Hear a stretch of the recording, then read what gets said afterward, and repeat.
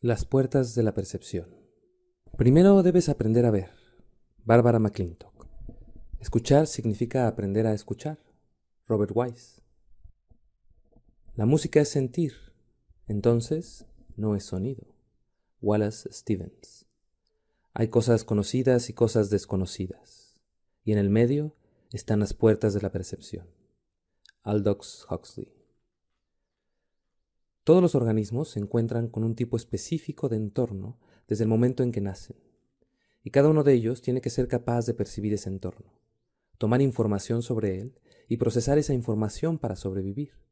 No hay organismos que puedan o existan en completo aislamiento de su entorno, y nunca puede existir. Ni siquiera los neurocientíficos. No hay forma de pararse aquí y mirar al mundo de allí, como si no hubiera conexión entre los dos, excepto el cerebro que observa. Tal disociación es, de hecho, patológica. Cada organismo está profundamente entrelazado en la matriz ecológica a partir de la cual se expresa, y cada organismo posee una interfaz, un lugar donde el mundo exterior y él se tocan. Y ese contacto es continuo. En esa interfaz se encuentran órganos específicos para la percepción del mundo exterior, para la percepción del no yo. Esto es cierto incluso para las formas de vida más pequeñas, como los virus, y de los más voluminosos, como los neurocientíficos. Los virus tienen, al igual que nosotros, en la piel que cubre nuestros cuerpos, una envoltura externa de proteínas. La superficie de la envoltura de proteínas virales está salpicada de receptores, al igual que la superficie de nuestra envoltura. Estos son los órganos sensoriales únicos que los virus utilizan para recopilar información sobre su entorno. Son los portales de interfaz, las puertas de la percepción, que permiten que los virus sobrevivan, y también les permiten encontrar las células en los que son más adecuados para vivir, como comenta el médico e investigador viral Frank Ryan. Los virus tienen un tipo de sensación rudimentaria que podría clasificarse como intermedia entre el olfato y el tacto. Tienen una forma para detectar la composición química de las superficies celulares. Esto le da a un virus la capacidad más exquisita para detectar las superficies celulares correctas. Las reconoce a través de una percepción en la química de la superficie tridimensional. Cada organismo vivo tiene que tener un medio para percibir las entradas de información para sobrevivir. Cada organismo vivo posee mecanismos para hacerlo. Una vez que se perciben los insumos ambientales, todos los organismos poseen capacidades específicas para procesar esa información. Cada uno de ellos puede determinar la naturaleza de la información entrante, su impacto potencial en la salud del organismo individual y puede decidir qué hacer en respuesta. Tienen que ser capaces de hacer esto para sobrevivir. Estas verdades son fundamentales, pero sus implicaciones casi siempre se pasan por alto. Es difícil evitar la conclusión de que este descuido ha sido intencional, porque las implicaciones contrarrestan directamente casi todo lo que nos ha enseñado sobre nosotros mismos el mundo que nos rodea. Porque todas las formas de vida, independientemente de su naturaleza, deben para sobrevivir tener un sentido del no yo. Todos tienen un sentido de sí mismos, de hecho son conscientes de sí mismos. Debido a que todas las formas de vida, independientemente de su naturaleza, deben para sobrevivir ser capaces de analizar la naturaleza del no yo que se aproxima, y además deben ser capaces de determinar su intención y ser capaces de elaborar una respuesta a esa intención. Todas las formas de vida son por definición inteligentes. Debido a que todas las formas de vida tienen que ser capaces de determinar la intención del no yo que se acerca a ellas, también tienen que ser capaces de determinar el significado. En otras palabras, todos los organismos vivos no solo pueden procesar datos, sino que también participan en una búsqueda de significado, un análisis que es mucho más profundo que la causa y el efecto lineales. Por tanto, la autoconciencia, la inteligencia y la búsqueda de significado, que erróneamente se ha atribuido como pertenecientes solo a los seres humanos, son de hecho condiciones generales de todos los organismos vivos. Esta es la naturaleza esencial del conflicto entre los reduccionistas y aquellos de nosotros que sentimos activamente la inteligencia viva del mundo que nos rodea. Estos tres atributos de los organismos vivos tienen un lugar importante en este libro, pero para llegar a ellos necesito jugar con algo más primero, algo obvio, por algo que comúnmente se pasa por alto. y ese algo es específico para experimentar el trasfondo metafísico del mundo, y estas son las puertas de la percepción. Las puertas de la percepción. Las puertas de la percepción son, de hecho, los portales sensoriales a través de los cuales experimentamos el mundo, en los seres humanos como en la mayoría de los animales. Las entradas ambientales informativas se procesan a través del sentido. Modalidades con las que todos estamos familiarizados, como la vista, el sonido, el gusto, el tacto, el olfato y la sensación, que es similar al tacto, pero diferente de la emoción, es decir, cómo se siente un lugar cuando lo encuentras. Este, de hecho, es un sentido primario y sexto que todos los seres humanos poseen. No podríamos sobrevivir sin él. Poseemos la capacidad de percibir el mundo que nos rodea a través del uso de capacidades sensoriales que se han desarrollado sobre un largo tiempo evolutivo. Y estas capacidades sensoriales están profundamente entrelazadas con la complejidad que conocemos como mundo. Son un punto principal de interfaz entre el yo y el no yo. Para que exista la sofisticación ecológica que llamamos Tierra, esas interfaces también deben ser extremadamente sofisticadas.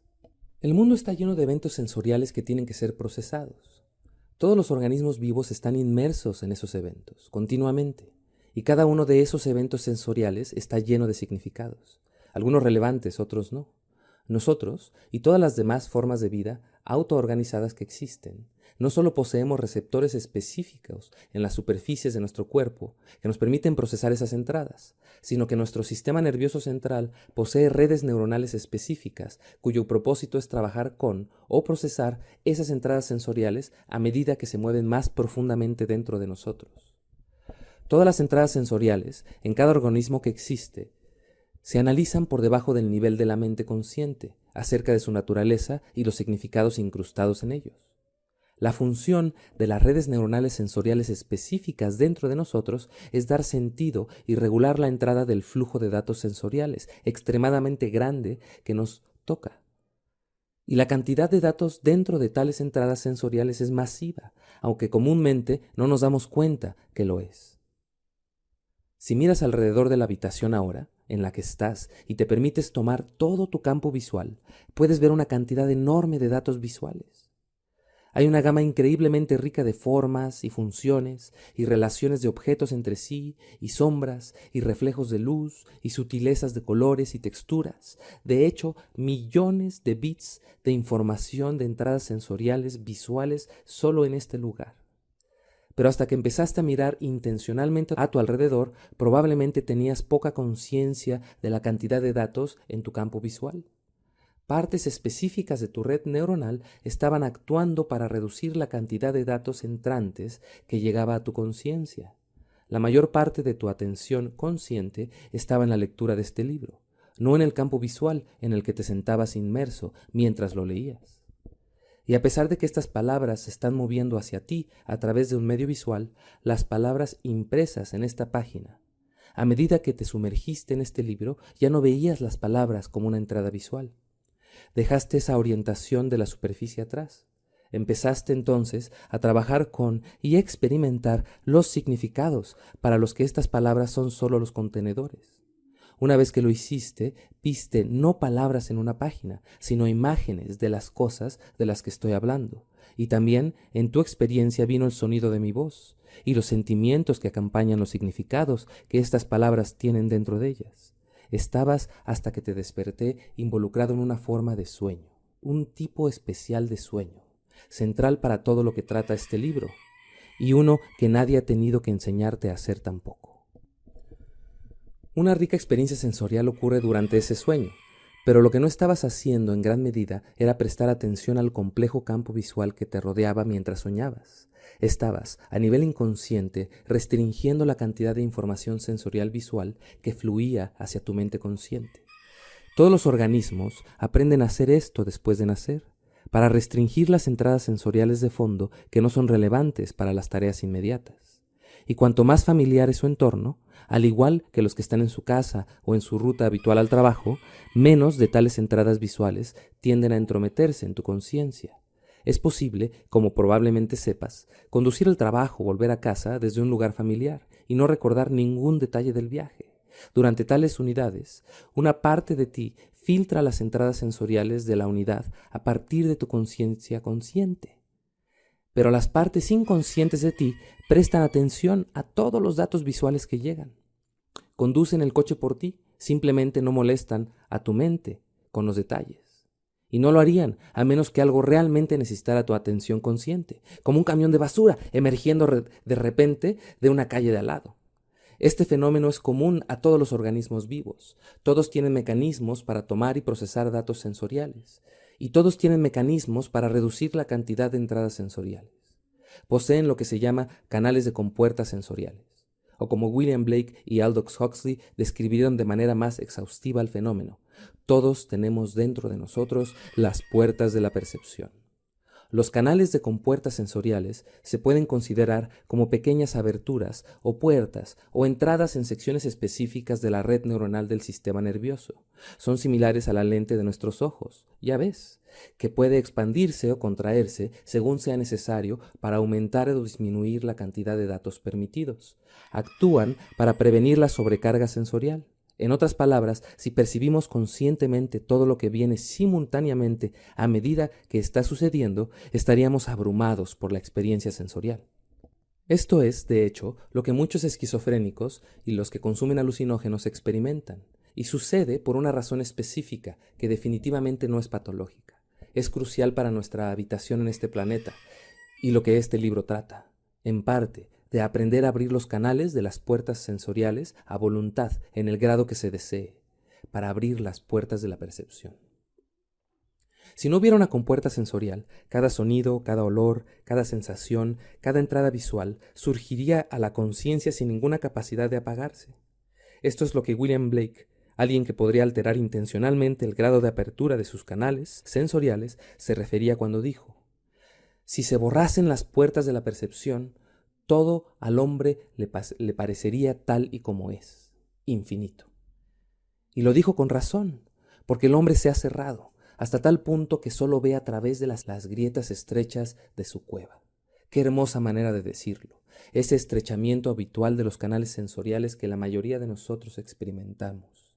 En esencia, cuando los canales de compuerta sensorial son estrechos como suelen ser, solo percibimos una parte muy pequeña del mundo que nos rodea.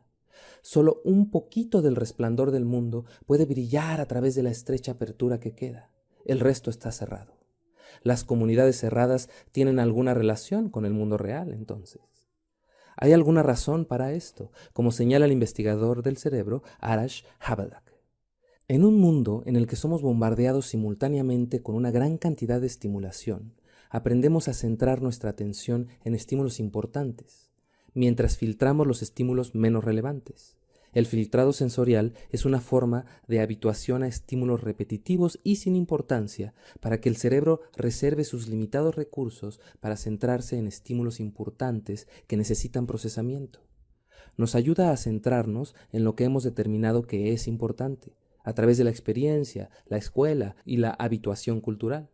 También nos protege de la sobrecarga sensorial, porque es cierto que si el filtrado no existiera, si la cantidad casi infinita de expresiones sensoriales que existen en el mundo fluyera sin restricciones cada minuto de cada día de nuestras vidas, simplemente no podríamos funcionar.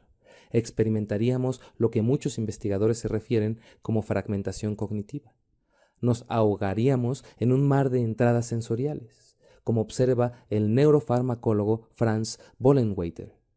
Una característica fundamental de la disfunción del procesamiento de la información en la psicosis es la incapacidad de estos pacientes para descartar, inhibir, filtrar o cerrar estímulos ajenos y atender selectivamente a las características destacadas del entorno. Los déficits de filtrado pueden hacer que estos sujetos se sobrecarguen con estímulos exteroceptivos o interoceptivos excesivos, lo que a su vez podría conducir a una ruptura en la integridad cognitiva y a la dificultad para distinguir el yo del no yo. Necesitamos algún tipo de compuerta y algo de control sobre ella para funcionar dentro del mar de comunicaciones sensoriales en la que estamos incrustados.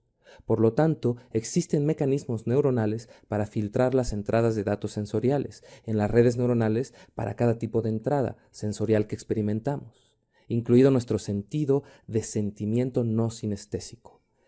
lo que he llamado percepción del corazón en The Secret Teachings of Plants. Los investigadores de varias disciplinas han estado trabajando durante más de 3 décadas para hacer un mapa y ponerle nombre a los canales de acceso neuronal que controlan los flujos de entrada sensorial.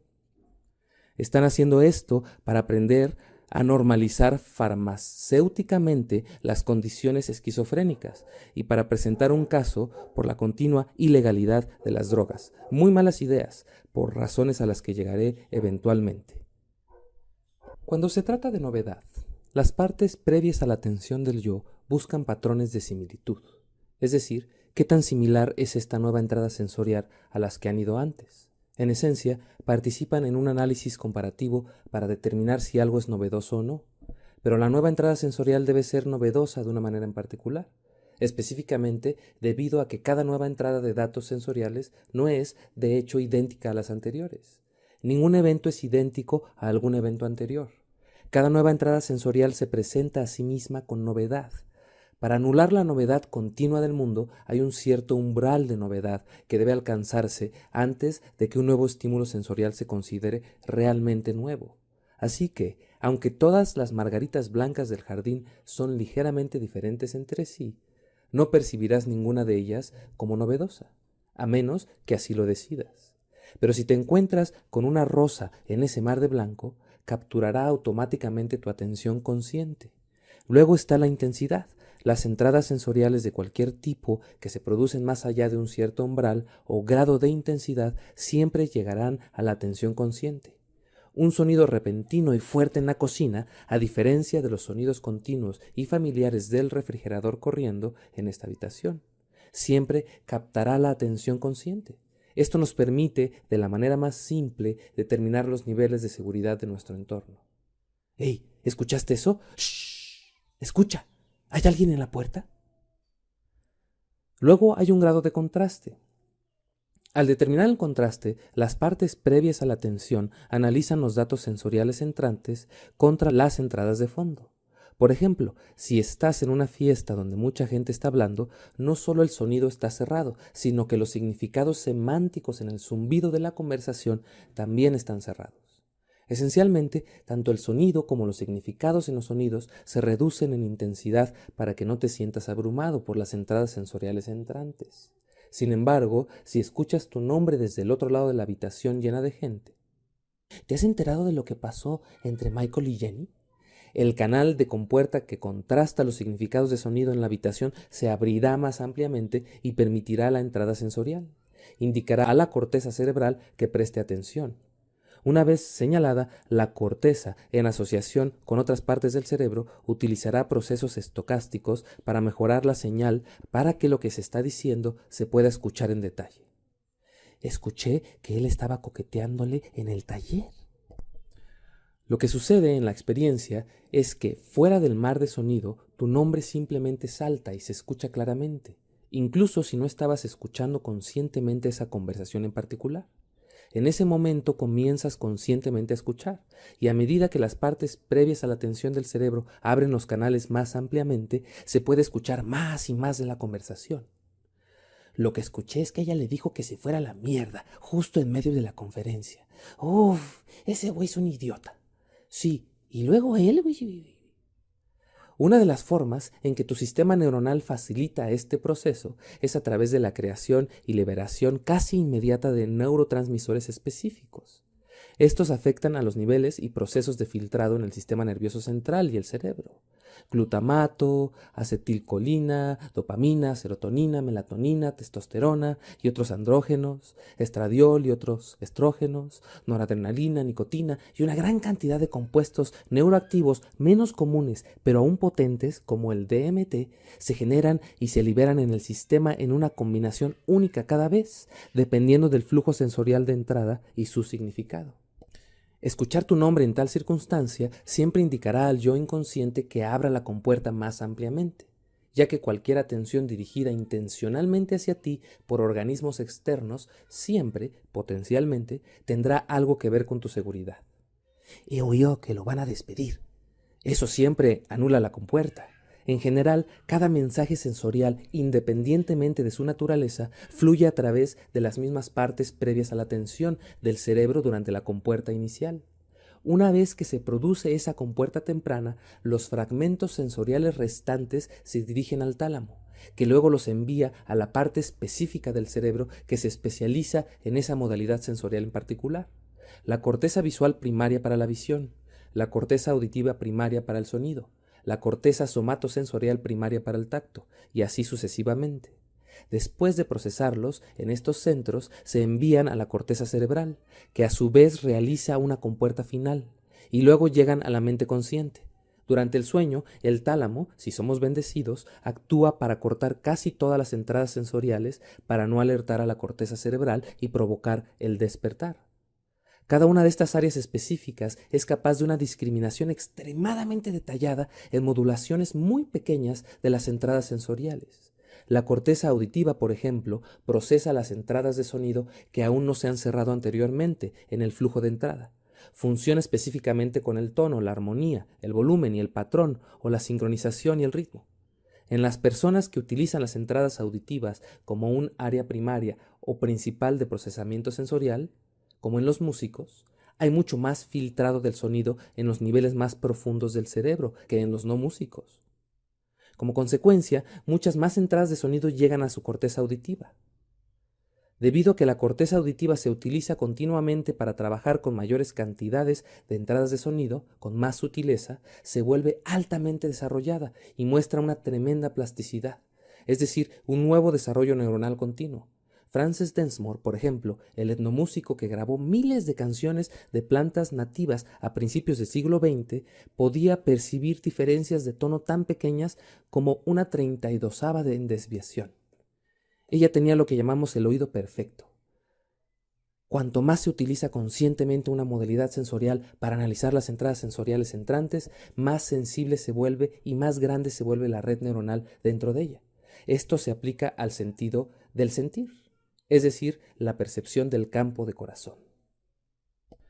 En la corteza auditiva primaria, diferentes neuronas responden a diferentes tonos. Cada neurona o grupo de neuronas en esa región del cerebro es, de hecho, específica para tonos particulares. Las neuronas contiguas a las sensibles a un tono son en sí mismas sensibles y responden a tonos que son similares pero ligeramente diferentes, y así sucesivamente en toda la gama de sonidos que podemos percibir. A partir de un uso a largo plazo y extenso en los músicos, las neuronas se sensibilizan mucho más a las pequeñas modulaciones en cada sonido entrante. Además, las neuronas de la corteza se sincronizan entre sí, creando campos de percepción mucho más grandes para las variaciones en las entradas de sonido. Esto aumenta la sensibilidad a la percepción del sonido. Y a partir del estímulo del uso continuo y altamente enfocado, se forman más neuronas en el órgano, creando de nuevo una percepción de sonido más sofisticada. A través del tiempo, el órgano en sí se vuelve mucho más consciente, comienza a buscar y responder activamente a los campos de la comunicación sonora y en combinación con el hipocampo, trabaja activamente para sacar los significados inherentes del campo sonoro. Por lo tanto, cuando los músicos tocan, esa parte del yo está muy involucrada en la expresión del sonido. Se asocia con la mente consciente, se convierten en aliados en el proceso de creación del sonido. También surge un sentido de sentir exquisitamente desarrollado que se mezcla con las partes relacionadas con la generación del sonido, creando una sinestesia única de percepción y expresión sensorial. Esta capacidad sensorial combinada se refiere a la expresión exacta del significado a través del sonido. Los dedos, los labios, la respiración, la red neuronal aditiva y el sentido de los sentimientos, es decir, cómo se siente la música, actúan como un organismo unificado y coherente de expresión. Los pequeños cambios en cualquiera de estos sistemas causan pequeñas modulaciones en el campo del sonido lleno de significados, que en última instancia producen un resultado musical mucho más allá de cualquier combinación de las partes. Cuando los músicos escuchan las entradas musicales de sonido, escuchan esos tipos exactos de modulaciones diminutas e invisibles que nadie más puede escuchar. Y si están tocando juntos en un grupo, entonces modulan su expresión sonora en respuesta a lo que están escuchando. Lo que ocurre entonces es una comunicación viva entre un grupo de personas que están trabajando intensamente con algo invisible, algo que está más allá que la suma de sus partes, lo que surge en el momento de la autoorganización. No puedes señalarlo, no puedes mirarlo, pero simplemente puedes sentirlo cuando está allí y cuando no lo está también. Esta dinámica es lo que el poeta William Stafford estaba describiendo, aunque él hablaba acerca de la escritura cuando escribió: así como el nadador no tiene una sucesión de asideros ocultos en el agua, sino que simplemente barre ese medio que se rinde y lo encuentra apurándolo. Igualmente el escritor pasa su atención a través de lo que está a mano y es impulsado por un medio demasiado delgado y omnipresente para las percepciones de los no creyentes, que intentan permanecer en la orilla del agua y comprender su logro. En los músicos, o aquellos que durante mucho tiempo atienden de cerca a la modulación de sonido, como también lo hacen los buenos actores y escritores, toda la red neuronal auditiva se convierte en un órgano de detección activo e inteligente. Con el tiempo, sensaciones antes invisibles, perceptibles solo debido a la sensibilidad de apertura de la compuerta sensorial en esa red neuronal, pueden ser escuchados y también expresados a través de la actividad de esa parte del yo. Esto es lo que Goethe estaba hablando cuando dijo que cada nuevo objeto claramente observado abre un nuevo órgano de percepción en nosotros. Usar esa parte del cerebro como órgano de detección primario, extendiendo activamente sus parámetros de compuerta, literalmente lo hace de nuevo. Se forman más neuronas, la región del cerebro se vuelve más plástica, se vuelve muy sensible al toque más ligero de las entradas sensoriales, surge un nuevo órgano de percepción que se puede utilizar para percibir conscientemente pequeñas modulaciones de los significados que se mantienen dentro de un espectro mucho más amplio de la modalidad sensorial que se está utilizando. Los niños que comienzan a trabajar a una edad temprana con la música tienen, como hábito, mucho menos filtrado previo, consciente o inconsciente, en la red neuronal que atiende al sonido. El filtrado en general se desarrolla con el tiempo y con la exposición y el autoaprendizaje previo a la atención para cerrar lo que no es importante para la mente consciente. Los niños por naturaleza tienen mucho menos filtrado que los adultos. La puerta sensorial tiende a reducirse con el tiempo. Si los niños comienzan a trabajar con el sonido desde el principio, la puerta auditiva permanece mucho más abierta. Nunca se estrecha como en otros, dado que la importancia de la percepción del sonido sigue siendo alta en aquellos que comienzan jóvenes. Los sistemas en la corriente neuronal auditiva permiten más sonido a través de la mente consciente, simplemente como hábito a lo largo de su vida. En aquellos que comienzan a trabajar con la música a una edad más avanzada, la simple decisión de prestar atención al sonido y las pequeñas modulaciones de sonido anulará los parámetros de compuerta establecidos y comenzará la sensibilización de neuronas auditivas, aunque lleva un tiempo. A medida que se desarrolla como un hábito de comportamiento diario durante un periodo de tiempo lo suficientemente largo, varios años como mínimo, los campos neuronales se vuelven cada vez más sensibles. Comienza a ocurrir la sincronización neuronal. Los campos neuronales se extienden y se forman más neuronas. La zona sensorial, como lo hacen todos los músicos, aumenta de tamaño. Las partes previas a la atención del yo toman la decisión de arriba hacia abajo de la mente consciente para atender el sonido como una anulación. Esto restablece los parámetros de compuerta inconscientes y si trabajas en ello el tiempo suficiente, los cambios serán permanentes.